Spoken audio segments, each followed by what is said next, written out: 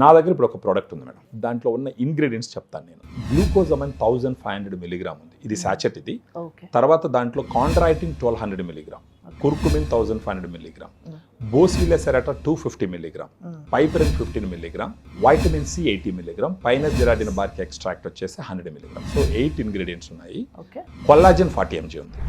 ఏ రకంగా మోకాళ్ళ నొప్పులు ఉన్న వాళ్ళకి ఆపరేషన్స్కి ఇప్పుడే పోకుండా లేదా ఆపరేషన్ డిలే ప్రివెంట్ చేసే అవకాశాలు ఉంటాయంటారు.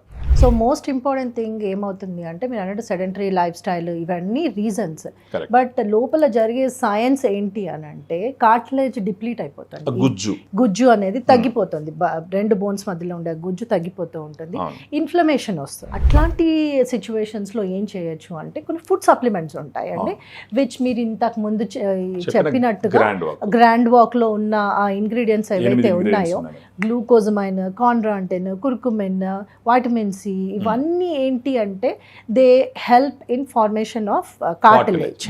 ఎస్పెషల్లీ గ్లూకోజమైన్ ఇది extensively research and clinical trials కూడా చాలా చేశారు విత్ దట్ స్పెసిఫిక్ అమౌంట్. మీరు చెప్పిన 1500 mg గ్లూకోజమైన్ ఏదైతే ఉందో that is been extensively research and proven again and again that it is effective in knee pains.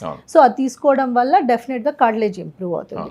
3 months కానీ మీరు వాడినారంటే దెన్ మీ మోకాళ్ళ నొప్పులు కూడా సిగ్నిఫికెంట్ తగ్గిపోయి మీ పనులు మీరు చేసుకునే అవకాశాలు చాలా గట్టిగా ఉంటాయి. Thank you very much.